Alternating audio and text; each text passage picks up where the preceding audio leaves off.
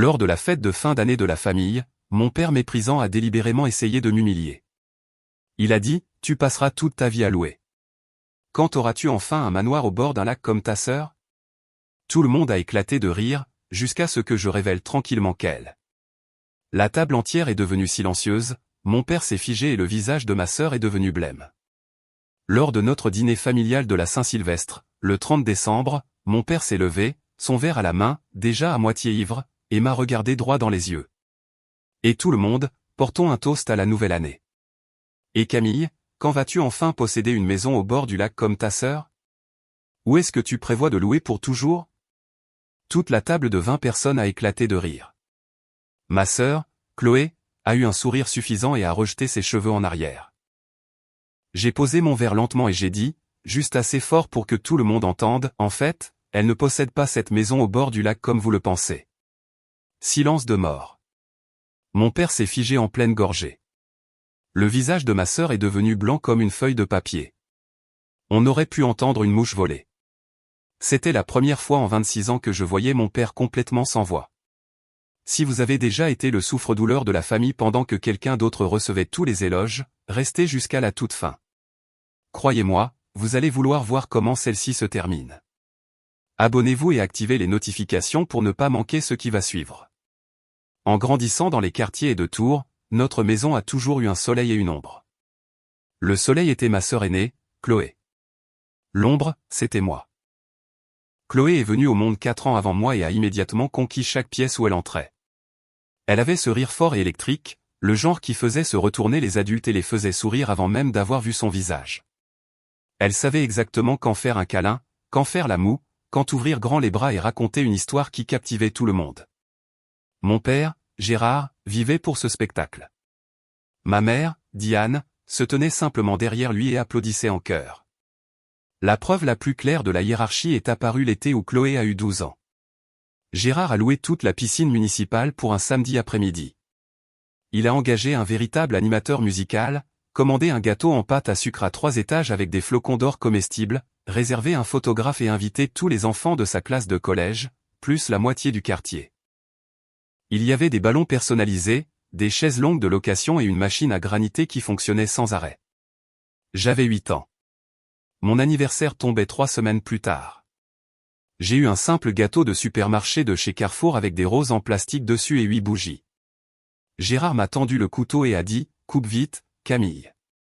N'attire pas l'attention loin du grand week-end de ta sœur. » J'ai soufflé mes bougies sous la lumière crue de la cuisine pendant que les amis de Chloé criaient et s'éclaboussaient encore à côté.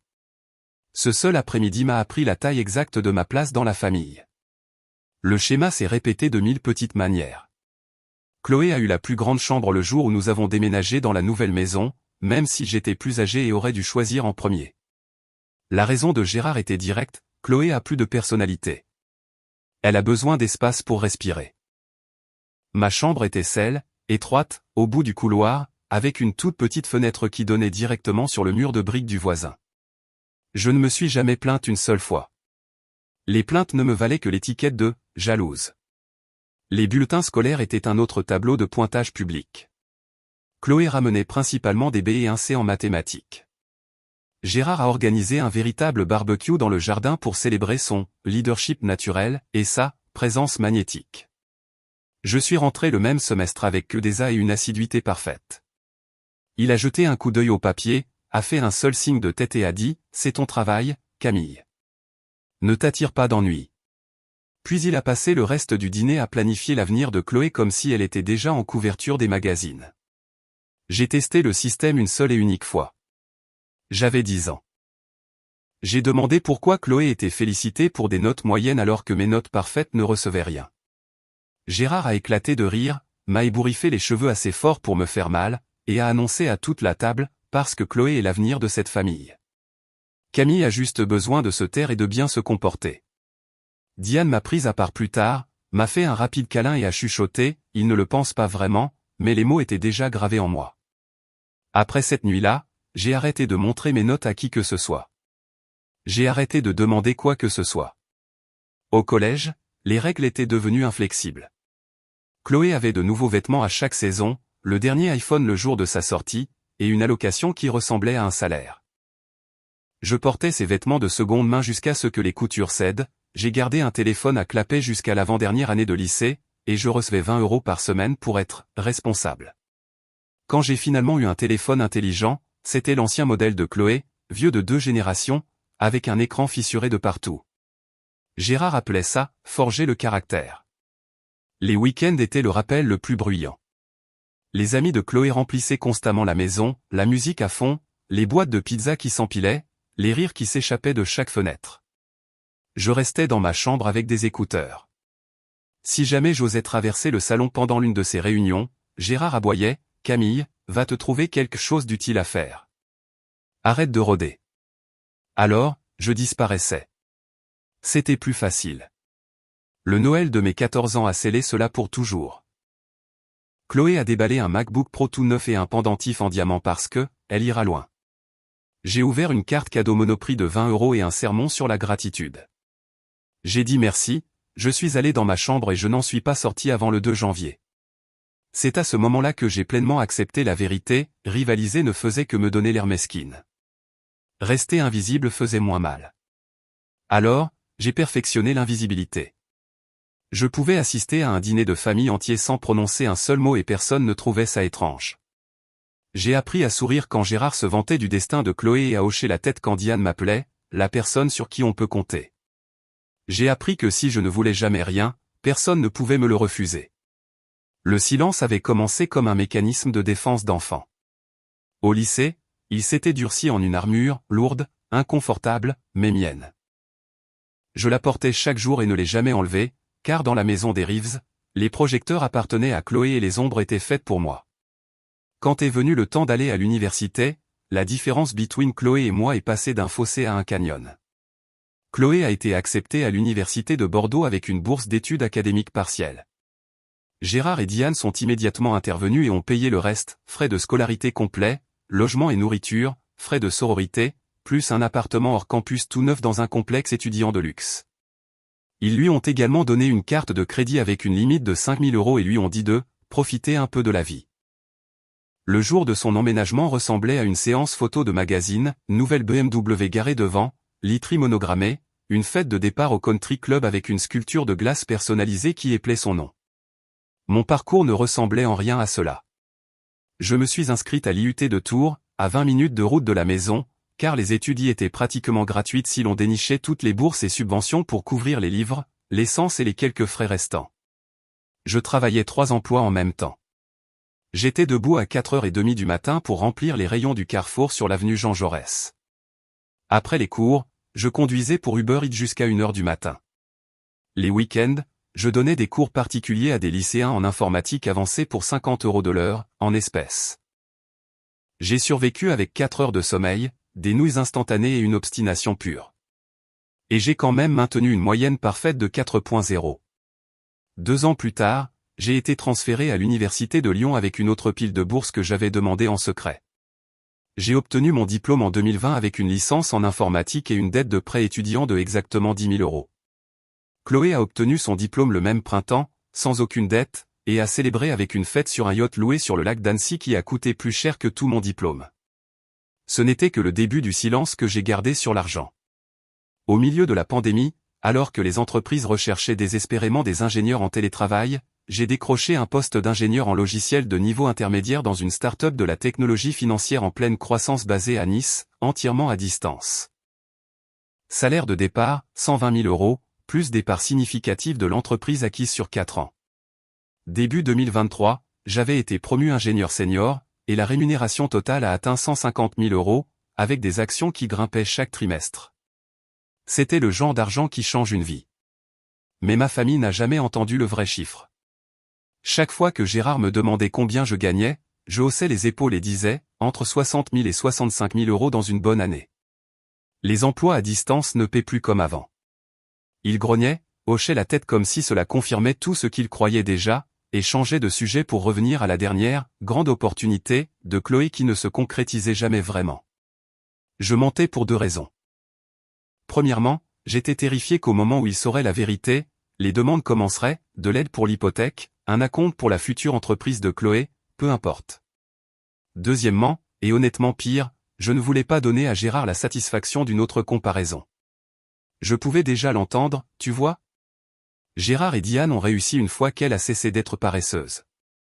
Je refusais de lui accorder cette victoire. Alors, j'ai continué à vivre comme quelqu'un qui gagne 65 000 € à Lyon. J'ai loué un studio exigu de 40 mètres carrés dans un complexe vieillissant en périphérie de Lyon. Murs fins comme du papier, moquette tachée, un climatiseur de fenêtre qui sonnait comme un réacteur d'avion. Mes meubles se composaient d'un matelas par terre, d'un bureau à 30 € trouvé sur Facebook Marketplace, et d'une chaise de jardin en plastique.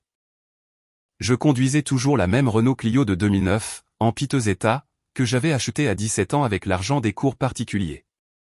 La peinture était oxydée, le voyant moteur était allumé depuis 3 ans, et la vitre côté conducteur ne descendait qu'à moitié, mais elle démarrait tous les matins.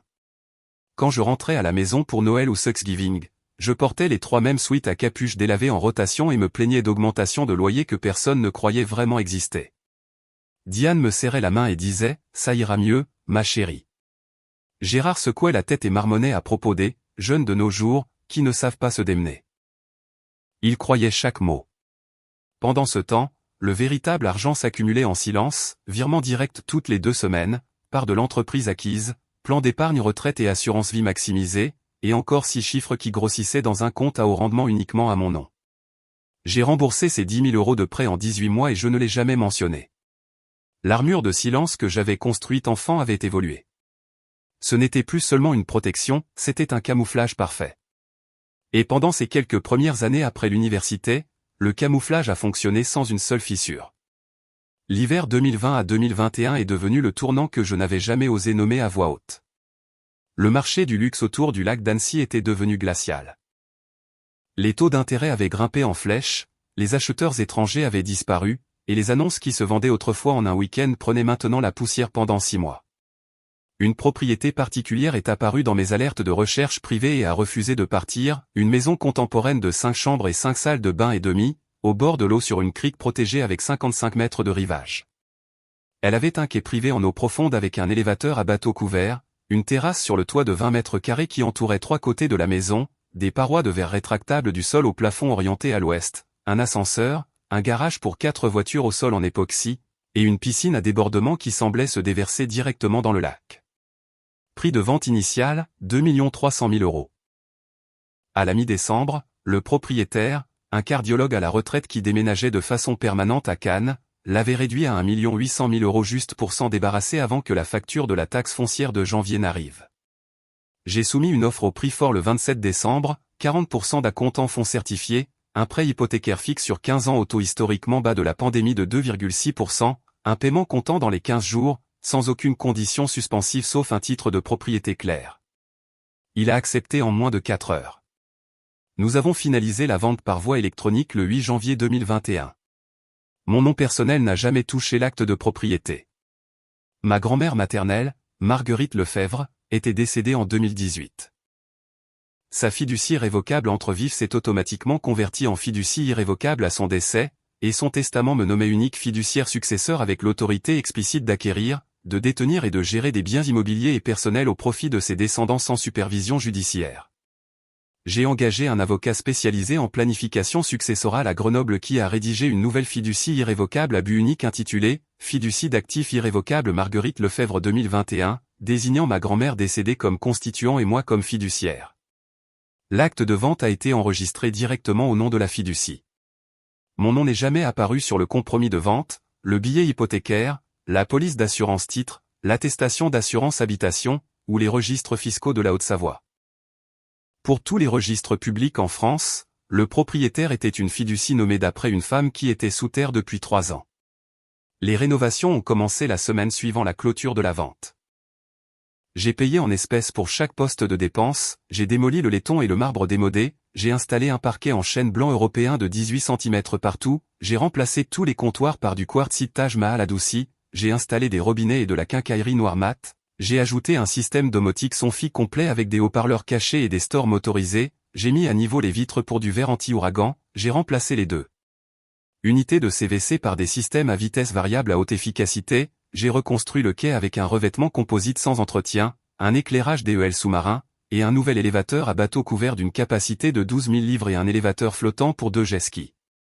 La piscine a reçu une nouvelle finition diamant brite et une couverture cachée. Coût total des rénovations, 300 000 €, payé en 4 virements bancaires depuis le compte dédié de la fiducie. Chaque entrepreneur a signé un accord de non-divulgation d'une page indiquant que le propriétaire vivait à l'étranger et souhaitait rester anonyme. J'ai visité le site exactement 2 fois, les 2 fois dans une Clio grise de location, portant une casquette de baseball et des lunettes de soleil. J'ai payé les factures le jour même de leur réception, et je ne me suis jamais attardé. En octobre 2021, la maison était impeccable, meublée avec des meubles neutres de gamme, et prête pour la location de luxe. J'ai engagé Lydia Bernard, une gestionnaire immobilière agréée avec 15 ans d'expérience sur le marché haut de gamme. Elle s'occupait du marketing, placement privé uniquement, de la sélection des candidats, de la signature des baux, de la collecte des loyers, de la coordination de l'entretien, des inspections trimestrielles et de toutes les interactions avec les locataires. Le loyer allait à sa société à responsabilité limitée, puis était transféré sur les comptes de la fiducie le même jour. Lydia et moi ne nous sommes jamais rencontrés en personne.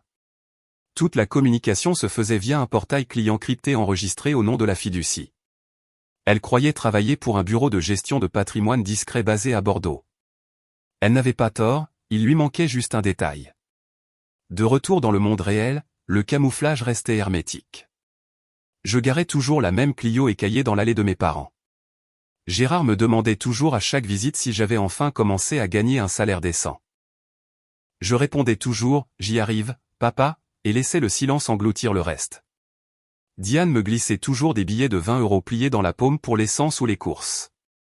Chloé continuait de faire défiler les tableaux Pinterest, maison au bord du lac, et soupirait de façon dramatique en parlant des « un jour ». Aucun d'eux n'avait la moindre idée que la maison exacte de ces captures d'écran appartenait déjà à la fiducie que je contrôlais. La première année complète de propriété a été un cas d'école.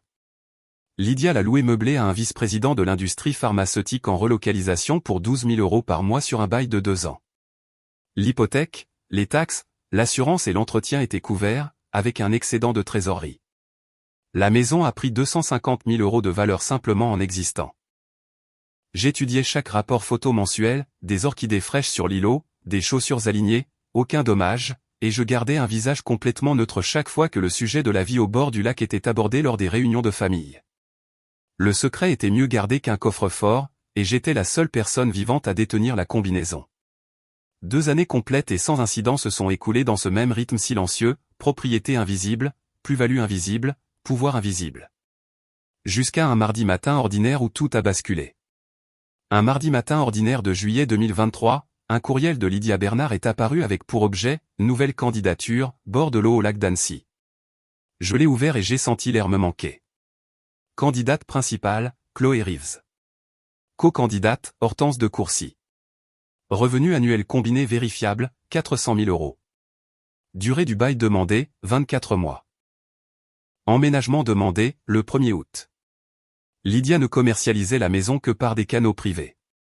Pas de service interagence publique, pas de site d'annonce, pas de panneaux dans le jardin. Elle envoyait le lien protégé par mot de passe exclusivement aux prospects qui pouvaient justifier de moyens financiers sérieux. Chloé avait manifestement profité d'Hortense, dont la vieille fortune familiale de Bordeaux était le genre de nom qui ouvrait toutes les portes en France. Leur lettre de motivation jointe était du pur Chloé, nous sommes prêtes pour une propriété emblématique au bord du lac qui reflète notre marque personnelle et notre mode de vie élevé. Nous traiterons la maison comme le joyau qu'elle est. J'ai fixé l'écran pendant 5 bonnes minutes, puis j'ai tapé une seule ligne en réponse, approuvé. Procéder avec le bail. Elles ont emménagé exactement 3 semaines plus tard. En 48 heures, le compte Instagram de Chloé est devenu une publicité à plein temps pour la maison au bord du lac. Premier post, des images de drones à l'heure dorée, planant au-dessus du quai, elle et Hortense sur des chaises longues assorties, verre de rosée levé. Légende, le chapitre 30 commence ici. Ma maison au bord du lac. Ma paix. Aucune mention de loyer. Aucune mention de propriétaire. Chaque photo, vidéo et publication était mis en scène pour crier à la propriété. La vie au lac, débloquée. Bienvenue à la maison. Vivre ma vérité. La conversation de groupe de la famille a explosé. Gérard a envoyé des notes vocales qui duraient des minutes. Tu as vu la maison de ta sœur? Ce qu'est? Cette vue? C'est comme ça qu'on réussit. Diane a transféré chaque photo avec des émojis en forme de cœur. J'ai répondu par un simple pouce levé et suis retourné à mon ordinateur portable. Pendant les 18 premiers mois, le loyer est arrivé comme une horloge, 12 000 € le premier de chaque mois, viré directement depuis le compte de distribution de la fiducie d'Hortense. Les rapports d'inspection trimestrielle de Lydia montraient la maison impeccable, des orchidées fraîches sur le double îlot, des chaussures de créateur alignées près de la porte, pas une empreinte de doigt sur les rampes en verre. Puis le printemps 2024 est arrivé, et tout s'est fissuré. Le paiement d'avril est arrivé avec 4 jours de retard. Celui de mai, avec 12 jours de retard.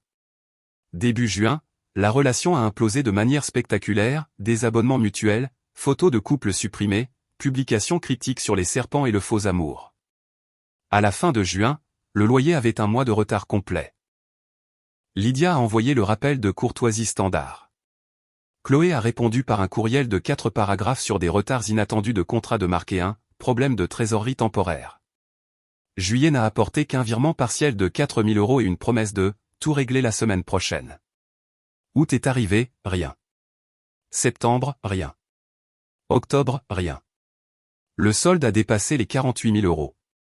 Chloé a remplacé Hortense par Maxime Dubois avant même que les draps ne soient froids. Maxime était grand, bâti comme un personnage de bande dessinée, et 2 fois plus bruyant sur les réseaux sociaux. Il a emménagé sans jamais être ajouté au bail. Les photos d'inspection mensuelle ont changé du jour au lendemain. Des bouteilles de Veuve Clicquot vides sur le comptoir en quartzite. Des Timberland boueuses sur les parquets en chêne blanc. Des influenceurs au hasard prenant des autoportraits dans le miroir de ma salle de bain principale à 3 h du matin. Des fêtes avec des gobelets rouges qui débordaient sur la terrasse du toit. Lydia a signalé l'occupant non autorisé et le retard de paiement dans chaque rapport. Je lui ai dit de suivre le protocole standard des frais de retard mais de suspendre les procédures d'expulsion formelles. Chloé continuait de publier comme si la maison était entièrement payée. Feu d'artifice du 14 juillet tiré depuis le quai. Week-end du 15 août avec une licorne gonflable de la taille d'une voiture. Une fête d'Halloween avec un bar à huîtres traiteur sur la terrasse inférieure. Noël 2024, elle a engagé une entreprise pour envelopper tout le quai et l'élévateur à bateau de lumière DEL synchronisé. Chaque légende criait à la propriété, reconnaissante pour ma maison chaque jour. Cette vue est à moi pour toujours. Maxime a poussé l'étalage à un autre niveau. Chaque fois qu'un cousin publiait une nouvelle voiture, des vacances, ou même un bon dîner de steak, il publiait une publication avec le lac scintillant derrière lui et le texte superposé, « Restez jaloux. Vous n'atteindrez jamais ce niveau. » L'aura n'était jamais subtile. Thanksgiving 2024 a été le pire spectacle à ce jour.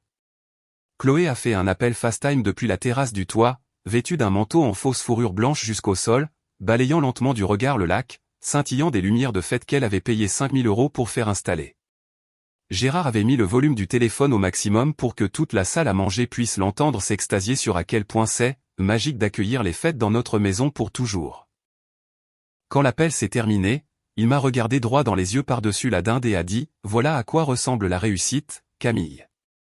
Peut-être qu'un jour tu y arriveras. » J'ai souri, j'ai dit « Peut-être », et j'ai commencé à empiler les assiettes. À l'intérieur, le compteur des arriérés continuait de tourner, 48 000 € et ça montait. Lydia a demandé 2 fois par écrit si je voulais entamer une procédure d'expulsion formelle. Les 2 fois, j'ai répondu « Pas encore. » Parce que le moment que j'avais attendu sans jamais l'admettre était enfin assez proche pour être touché. Le 30 décembre est arrivé, froid et clair. La vieille maison à Tours était bondée de 20 personnes, parents, tantes, oncles, les 4 plus proches amis de golf de Gérard, les dames du club de lecture de Diane, des cousins que je n'avais pas vus depuis le lycée. Chloé et Maxime, vêtus de cachemire crème assorti, semblaient sortis d'une publicité de Ralph Lauren. La table de la salle à manger avait toutes ses rallonges, nappes blanches, trop de verre à vin, le rôti de côte de bœuf annuel qui coûtait plus cher que mon premier salaire. J'étais assise à ma place habituelle dans le coin, les manches de mon sweat à capuche tirées sur mes mains, silencieuses comme toujours. Gérard a commencé à boire à 16 h. À 21h30, il était rouge, les yeux vitreux, la voix assez forte pour faire trembler les voisins. Il a reculé sa chaise, a attrapé une cuillère et a fait teinter son verre jusqu'à ce que toutes les conversations cessent. Une autre année de presque terminée, a-t-il claironné. Certains d'entre nous ont tout déchiré. D'autres, eh bien, non. Il s'est tourné et a pointé son verre droit sur moi comme une arme. Camille, 26 ans et tu loues toujours un studio miteux. Quand vas-tu enfin grandir et faire quelque chose de ta vie? Les rires ont parcouru la table. Un des amis de golf de Gérard a levé son verre et a dit « à sa santé ». Diane fixait son assiette, tordant sa serviette. Chloé s'est penchée en arrière avec ce petit demi-sourire suffisant qu'elle avait perfectionné des années auparavant. Gérard n'avait pas fini. Il a balayé son bras vers elle. Regardez votre sœur. Maison au bord du lac, quai privé, faite sur le toit pour 50 personnes. Voilà à quoi ressemble la réussite. Prends peut-être quelques notes pour une fois dans ta vie. Chloé a penché la tête, faussement modeste. En fait, nous prévoyons une rénovation complète du quai ce printemps. Nouveau revêtement composite, éclairage intégré, peut-être un bar au 2e niveau avec un foyer. Ça va être démentiel. Maxime a levé son verre, à la reine et à son royaume. Plus de rire. Quelqu'un a commencé à applaudir lentement. La pièce a basculé sous moi. J'ai mis la main dans ma poche, j'ai sorti mon téléphone, j'ai ouvert l'application de gestion immobilière et j'ai tourné l'écran pour que toute la table puisse voir. Contrat de location, fiducie d'actifs irrévocables Marguerite Lefebvre 2021 locataire principal, Chloé Rives ancienne colocataire, Hortense de Courcy, retirée, occupant non autorisé actuel, Maxime Dubois soldu, 48 400 € statut, 4 mois de retard j'ai laissé l'écran là pendant 5 bonnes secondes. Puis j'ai parlé, d'une voix lente et monocorde. C'est ma maison. Je l'ai achetée en 2021. Elle est détenue par une fiducie, donc mon nom n'apparaît sur aucun document public. Chloé a postulé pour la louer en 2023. J'ai personnellement approuvé sa candidature. Elle y vit depuis 2 ans et demi, publie comme si elle en était propriétaire, et n'a pas payé de loyer depuis 4 mois. Elle me doit actuellement 48 400 €. J'ai tourné lentement le téléphone, en m'assurant que chaque personne puisse lire le solde impayé en rouge. La pièce est devenue complètement silencieuse. La bouche de Gérard s'est ouverte, s'est refermée, s'est rouverte. Son visage est passé du rouge de l'ivresse au violet cadavérique. Le verre de vin dans sa main tremblait si fort qu'une goutte a éclaboussé la nappe blanche. Le sourire suffisant de Chloé a disparu. Ses yeux se sont instantanément remplis de larmes. Toi. Tu ne peux pas, les mots se sont étranglés.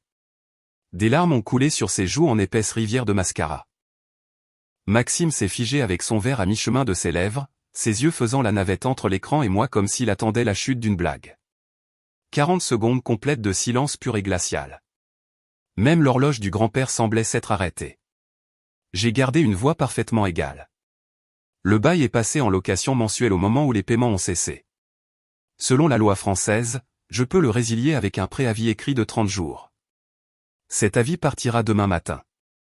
Vous avez exactement 30 jours pour quitter les lieux ou payer chaque centime dû. Chloé a retrouvé sa voix, mais elle est sortie aiguë et brisée. Tu es ma sœur. Comment as-tu pu me laisser croire? Comment as-tu pu laisser tout le monde penser? Je l'ai regardé droit dans les yeux. C'est toi qui l'as dit à tout le monde. Je n'ai jamais dit un mot. Gérard a frappé la table du poing si fort que les couverts ont sauté. Les assiettes ont vibré. Tu as caché ça exprès. Tu voulais humilier ta propre famille un jour de fête. J'ai soutenu son regard. Oui. J'ai attendu le moment exact où ça ferait le plus mal. Tu m'as offert la scène parfaite ce soir, papa. Merci. La main de Diane a volé à sa bouche. Une des épouses de golfeur a chuchoté, oh mon Dieu. Le téléphone de quelqu'un a vibré et personne n'a bougé pour répondre. Chloé sanglotait maintenant ouvertement, les épaules secouées. C'est cruel. C'est vraiment cruel. Maxime a finalement posé son verre fissuré. Tu lui as tendu un piège. C'est dégueulasse, mec. Je l'ai regardé. Non. Elle s'est piégée toute seule. Le silence s'est étiré pendant encore 10 secondes. Je me suis levé, j'ai repoussé ma chaise et je me suis dirigé vers la porte d'entrée. Mes pas étaient le seul son dans la maison. Personne n'a essayé de m'arrêter. Personne n'a dit un mot. J'ai ouvert la porte, je suis sorti dans l'air froid de la nuit et je l'ai refermée derrière moi avec un doux clic. À l'intérieur, les pleurs de Chloé résonnaient dans le couloir. Ils ont duré bien plus de 40 secondes. Le matin après le dîner, je me suis réveillé sans rien ressentir du tout. J'ai ouvert le portail de gestion immobilière à 8h03 du matin, j'ai généré l'avis officiel de quitter les lieux, j'ai rempli le nom de Chloé, l'adresse exacte, l'arriéré de 48 400 € et le délai de 30 jours. J'ai demandé à Lydia de l'envoyer par courrier recommandé avec accusé de réception pour une livraison le lendemain.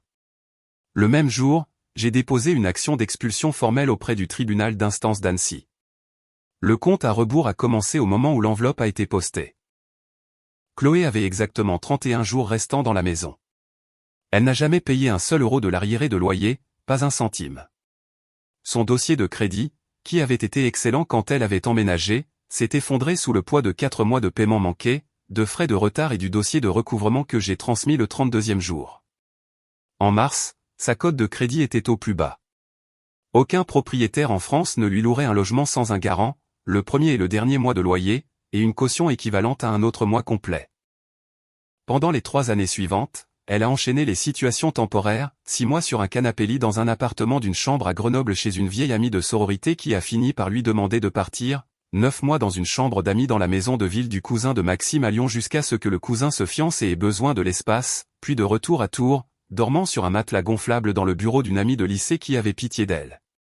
Chaque déménagement était plus petit, moins cher, plus humiliant que le précédent. Maxime a duré exactement 4 jours après le 30 décembre. Le 3 janvier, il a emballé ses bouteilles mélangeuses, son kit de lumière annulaire et son ego, a posté un dernier autoportrait torse nu dans le miroir avec la légende « Nouvelle année, nouvelle énergie, pas de bagages », a bloqué Chloé sur toutes les plateformes et a disparu. Elle a raconté à qui voulait l'entendre qu'il avait peur d'une « femme forte ». Personne ne l'a cru. L'histoire s'est répandue dans le cercle de golf de Gérard comme une traînée de poudre. Un de ses amis avait filmé 28 secondes sur son téléphone et les avait publiés dans le groupe WhatsApp du club avant que le dessert ne soit servi. Le jour de l'an, tous les membres savaient que l'enfant prodige squattait la maison au bord du lac de sa petite sœur et s'était fait démasquer devant toute la famille. Gérard n'a plus été invité au party de golf du samedi à 7h30 du matin. Quand il se présentait quand même, les moqueries étaient impitoyables. « Et, Gérard, comment va la maison au bord du lac ?» suivi de hurlements de rire. Il a quitté le club en avril, a vendu son adhésion à perte et n'a plus jamais mis les pieds sur ce parcours. Pendant l'année suivante, son nom était un poison dans tous les bars de clubhouse à moins de 80 km à la ronde. Diane m'a appelé 19 fois au cours des 10 premiers jours. Les messages vocaux ont commencé par le choc, sont passés aux larmes, puis à la négociation, puis à la colère, puis de nouveau aux larmes. Le dernier durait 2 minutes et 14 secondes de sanglots silencieux sans aucun mot. J'ai écouté chacun d'eux exactement une fois, puis j'ai bloqué le numéro. J'ai bloqué le portable de Gérard, celui de Chloé, la ligne fixe de la maison, chaque tante, oncle et cousin qui a essayé de nous aider à arranger les choses.